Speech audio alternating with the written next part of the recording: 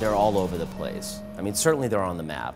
You know, how far they've made it around the world is yet to be seen. I don't think quite anybody's transversed the entire, realm of possibilities yet. Or certainly compared to other industries, we were probably a few years behind. However, I think we've seen some tremendous developments in the last several, at least 12 to 18 months. There's a site, doseofdigital.com, if you ever want to go check out just how the volume of those developments and be able to see how many companies have Twitter accounts and Facebook accounts and YouTube channels. And, it's debatable how many of those are being used in the true sense of social media, but there's at least, several hundred examples of companies that have in some way either tried to leverage what's considered a social media tool or tried to start a two-way dialogue, albeit somewhat refrained maybe or controlled.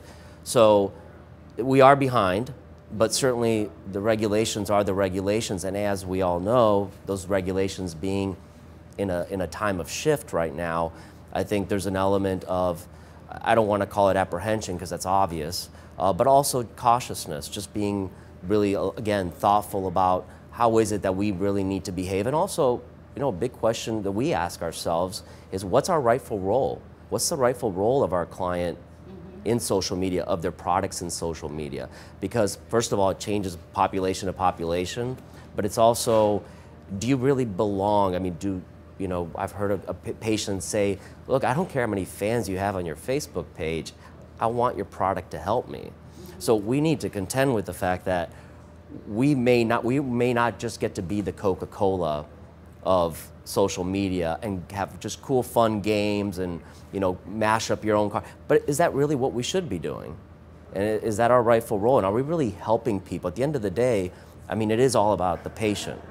And so if we start with that lens, I think a lot of things start to fall into place. Because when somebody says, hey, I want a Twitter strategy or I just need my social media strategy, or what soon everybody's going to be saying is a mobile strategy or an iPad strategy, I mean, that doesn't make any sense. I mean, I think you would agree, you probably hear that all the time and you go, really? Okay, what are you trying to do and who are you trying to do it for?